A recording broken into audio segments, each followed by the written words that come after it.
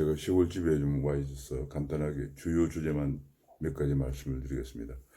오늘 아침 보도에 어제와 그저께 연 이틀 동안 북한이 1,500km까지 날아가는 순항 미사일을 발사했다고 합니다.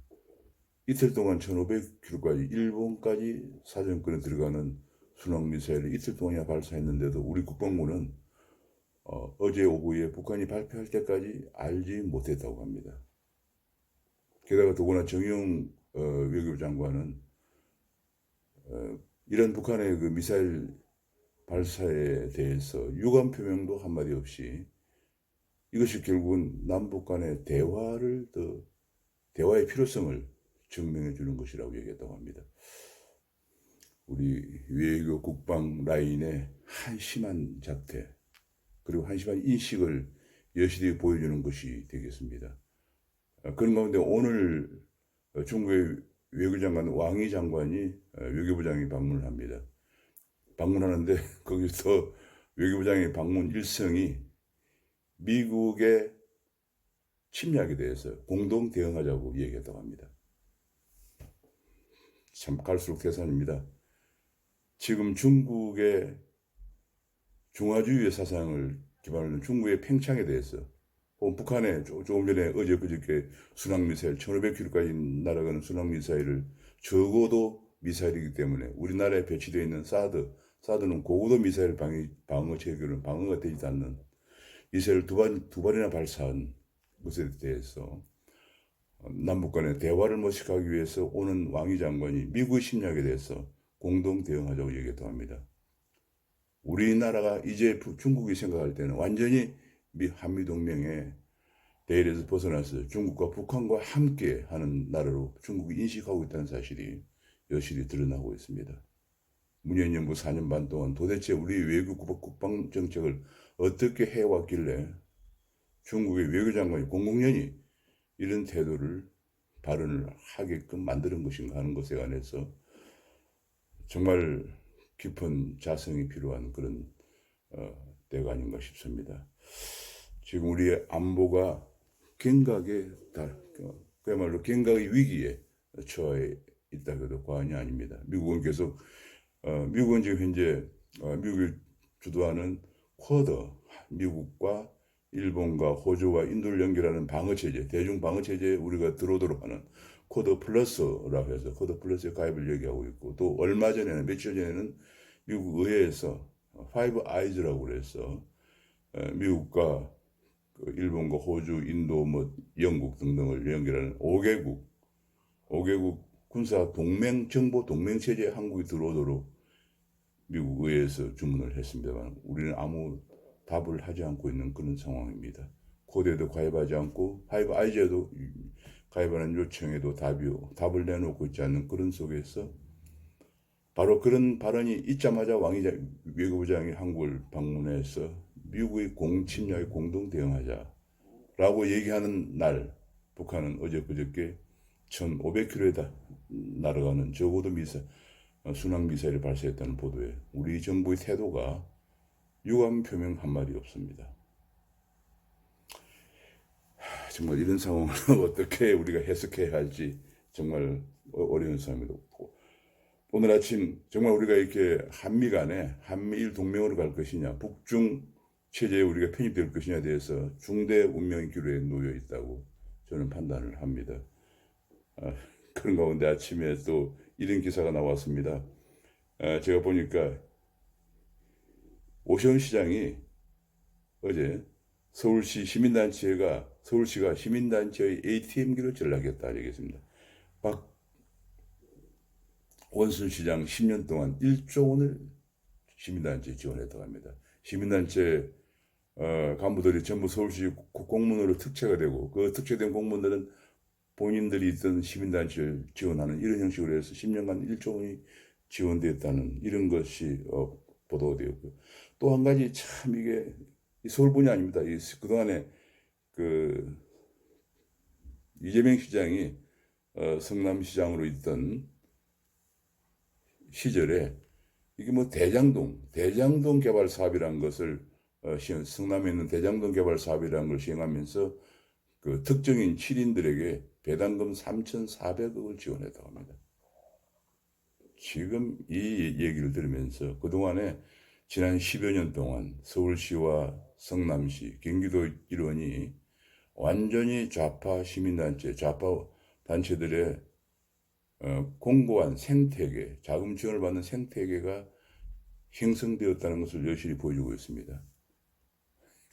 이번 과연 지금 오시훈 시장 1년 임기하고 이걸 깨뜨릴 수도 없는 상황이고, 최근에 이재명 후보의 그 공고한 지지율도 다분히 이런 거, 그냥 좌파들을 이니까 지지한다 이런 차원이 아니고, 이게 저는 빙산의 일각일 수도 있다는 생각이 듭니다. 대장동 사업이라고 그래서 이재명 특정인 7인들에게 배당금 3,400억을 지원했다.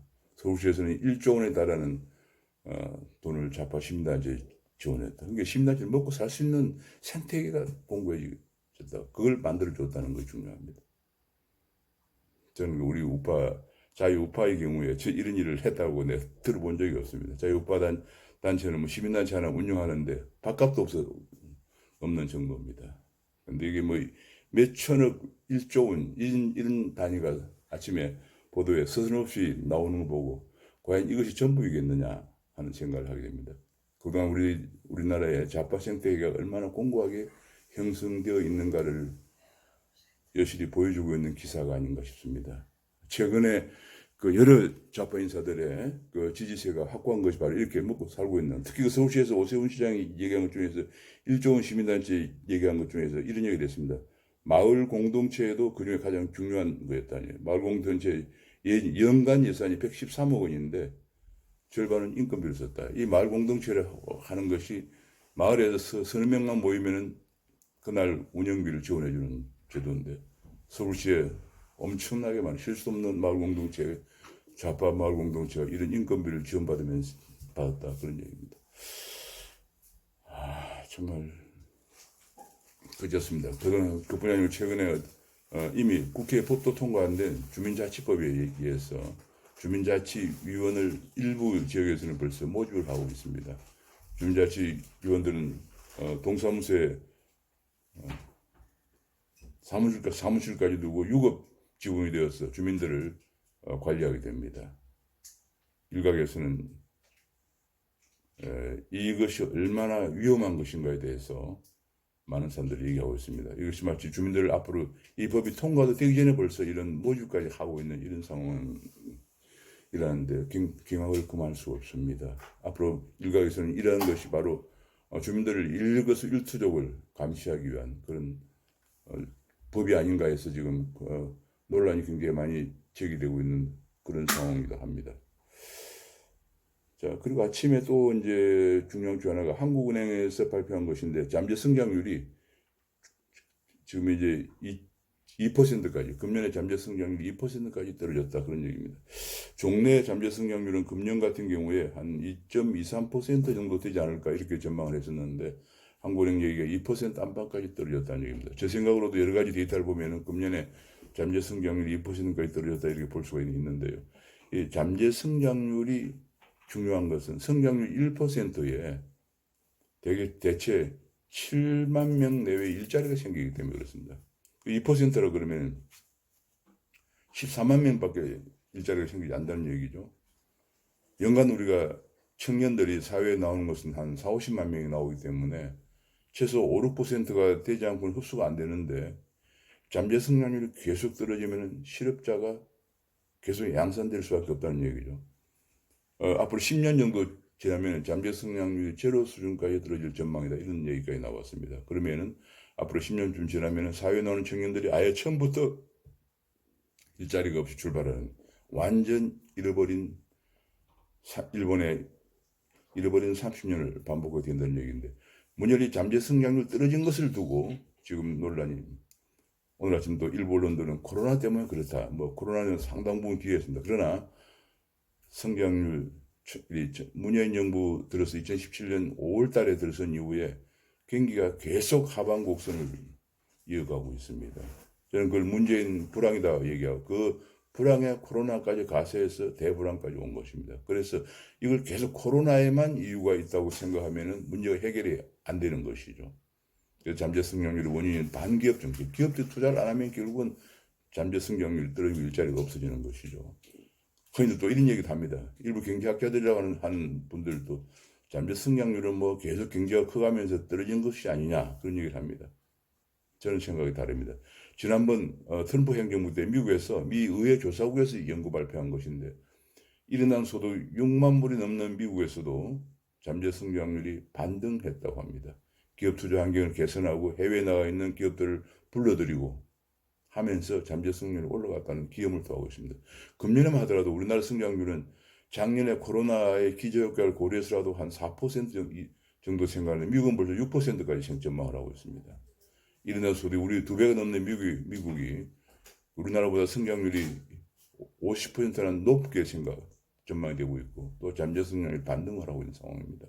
우리도 지금 이렇게 추락되는 잠재 성장률 그냥 두고 보면 안 되겠죠. 더욱더 잠재 성장률이 반등될 수 있도록 투자 환경을 개선하고 노동 계획을 해서 노동자들의 생산성을 높이고 잠재 성장률은 그 세 가지입니다. 하나는 투자 증가율, 자본 투자 증가율, 그 다음에 생산성 증가율, 그 다음에 노동 증가율인데 우리 노동 증가율은 굉장히 반등시키기가 어렵습니다. 이건 저출산 고령화 문제와도 관련되는 것인데요. 그래서 결과적으로 제기되는 게 뭐냐면은 자본 투자 증가율, 기업들의 투자 환경을 개선해서 자본 투자 증가율을 높이고, 그 다음에 노동 계획을 통해서 생산성 증가율을 높이면은 잠재 성장률을 올릴 수 있다고 생각을 합니다. 그분이 이제 오늘 아침에 발표된 가장 중요한 얘기 중에 하나고요. 지금 또 이제 중요한 여러 가지 뉴스들이 많이 나왔는데, 지금 이거 계속 정부에서 카카오를 좀 압박을 가하고 있다는 보도가 연일 나오고 있습니다. 지금 그동안에 이제 핀테크와 빅테크 업체들이 본래 핀테크와 빅테크 업체들은 ICT 기업이 금융과 융합하는 그런 분야죠. 전 세계의 추세가 4차 산업혁명은 간단히 얘기하면 플랫폼 산업이죠. 이 모바일을 전부 사람들이 모바일 가지고 금융을 접합니다. 그런데 플랫폼 산업으로 가면서 플랫폼을 이용한 점포 하나 없는 카카오뱅크라든지 K뱅크라든지 이런 것들이 이제 금융을 주도하게 되죠. 미국에서도 샌프란시스코에서 미국의 캐피탈 원이라고 하는 점포 하나 없는 핀테크 인터넷 은행이 미국의 8대 은행으로 성장을 하고 있습니다. 캘리포니아가 한국보다 더 큽니다. 점포 하나 없습니다.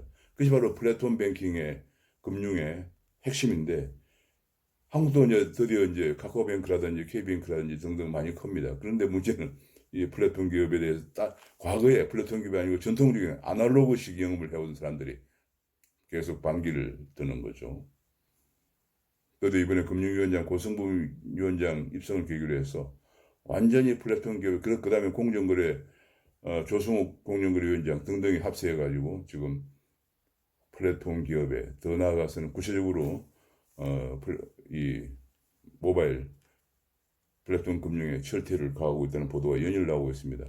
저도 물론 이 부분에 관해서 어느 한쪽의 입장에 서서기보다는 이 사람들이 카카오라는 이는데 카카오가 지금 길게 158개로 늘어났습니다. 전방위적으로 확산한다든지 혹은 또 너무 독점력을 이용한 이게 본래 이 금융 정보 산업이 독점을 갖게 마련입니다. 많은 고객을 확보할수록 더 많은 소비자 편리성을 제공하기 때문에 독점을 가기 쉬운데 독점을 이용해서 소비자에게 편익을 앗아가는 그런 행위를 하면 안 되겠죠. 그런 부분은 당연히 규제가 되어야 됩니다만 플랫폼으로서의 혁신성까지 규제하면 안 된다. 그러면 우리나라가 4차 산업혁명에 탈락되는 것이 명약관하기 때문에 이 부분에 관해서 균형을 잡는 것이 중요하다는 점을 말씀드리고 싶습니다. 오늘 아침 여러 가지 뉴스들이 많습니다만 제가 몇 가지만 이 정도로 안녕하십니까. 제가 어제 오늘 한꺼번에 뉴스를 정리하다 보니까 두세 가지만 더 말씀을 드리고자 합니다. 그저께 있었던 미국 중요한 일 중에 하나가 미국의 바이든 대통령이 먼저 중국의 시진핑 주석에게 전화를 걸었다고 합니다. 전화를 걸어서 그동안에 계속 미중 쟁패를 해오면서 중국을 공격하고 한국도 미국의 사드 미국의 쿼드에 가입해달라 혹은 미국의 파이브 아이즈 가입해달라 이래 하면서 중국을 포위하는 그런 전쟁 그런 동맹을 강화해 왔는데 근데 시진핑이 그리고 대만에 특히 TSMC라는 반도체 업체를 중국에 미국의 투자 유치를 요청하면서 심지어 대만을 그동안에 중국을 의식해서 각종 국제기구에 탈퇴해 온 대만을 국제기구에 복귀하는 하려는 움직임까지도 보여왔습니다. 그러던 바이든 대통령이 시진핑에게 먼저 전화를 걸어서 미국은 그동안 하나의 중국 정책을 버린 적이 없다라고 얘기했다고 합니다. 하나의 중국 정책이라는 것은 대만과 홍콩을 중국의 일개 성으로 간주하는 중국의 정책이죠. 이것을 한 번도 버린 적이 없다라고 얘기했다고 합니다. 그동안 대만에 관해서 TSMC라는 반도체 업체를 중국에 10개나 더 건설해달라고 요청을 하기도 하면서 미국과 대만은 기술 동맹이다. 그런 동맹 강화의 의지를 보여왔던 바이든 대통령이 느닷없이 없다는 느낌이 듭니다만 시진핑 대통령이 그것도 먼저 전화를 해서 이런 얘기를 했다고 합니다. 최근에 바이든의 아프가니스탄 미군 철수 결정에 이어서 나온 이 발언은 미국을 과연 자유우방의 동맹의 중추국으로서 믿을 수 있느냐 하는 그런 문제를 제기하게 합니다. 이제는 그야말로 우리 대한민국도 우리 스스로가 우리의 운명을 지키겠다는 굳은 결심을 하지 않으면 안 되겠다는 생각이 드는 그런 대목이 아닐 수 없습니다. 결국은 이익에 따라서 그때그때 따라서 20년 전쟁을 해오던 아프가니스탄도 텔리반에게 하루아침에 내동댕이 쳐지고 대중국 정책도 어떻게 변해갈지 모르는 상황입니다. 그런 가운데서 왕이 장관이 오늘 한국을 방문해서 미국의 침략에 공동 대응하자는 발언까지 하고 있습니다. 우리는 내년 3월 9일 선거도 있고 여러 가지 복잡한 상황 속에서 북한의 장거리 순항미사일 발사 등 정말 어려운 상황에 놓여 있는데 미국마저도 이렇게 되면 더구나 지금 중요한 것 중 하나가 미 의회에 한반도 평화법이라는 것이 제출되어 있습니다. 민주당이 제안한 것입니다. 그것은 뭐냐 한반도도 평화협정을 체결하고 미군 철수하자 그 얘기거든요. 근데 지금 언론에 의하면 그 한반도 평화법이 통과 가능성이 상당히 높다 그런 얘기입니다. 이제 우리의 운명, 우리 후손들의 운명은 우리가 캐쳐하지 않으면 안 되는 이런 상황까지 가고 있습니다. 또 한 가지 뉴스 중 하나가 한국의 그동안에 집값이 너무 올라서 3년 전에 집값 가지고 이제는 전세밖에 못 구한다 이런 보도가 나왔습니다. 그러다 보니까 전세 비율이 가장 높은 나라 한국인데 이제 반월세 비중이 39%까지 올라갔다 그런 얘기인데 그동안에 문재인 정부 4년 반 동안에 공급은 계속 해오지 않으면서 규제 중심으로 하다 보니까 집이 공급이 안 되면 오르는 거죠. 그런데 이 정책을 주도했던 김수현이라고 하는 전 청와대 수석비서관은 이런 얘기를 했다고 합니다. 아직 한국의 집값 상승률은 다른 나라에 비하면 평균적으로 낮다. 세계적인 공통적 현상이다라는 얼토당토 않는 그런 주장을 어제 했다고 합니다. 잘못된 정책에 관해서 조금의 성찰이나 반성이 없는 것이 이 문재인 정부의 공통된 특징입니다. 한 가지 또 중요한 뉴스 중 하나가 암호화폐 거래소가 어제 28개가 살아남을 것이라는 보도가 나왔습니다. 4개는 원화 거래도 되고 나머지 24개는 암호화폐의 거래, 원화 거래는 안 되고 그런 28개가 살아남은 거예요. 이것이 바로 9월 24일 날 전에 나머지는 다 폐지된다 이런 결정이 내려졌다고 합니다. 미리미리 대비가 필요하다고 하겠습니다. 감사합니다.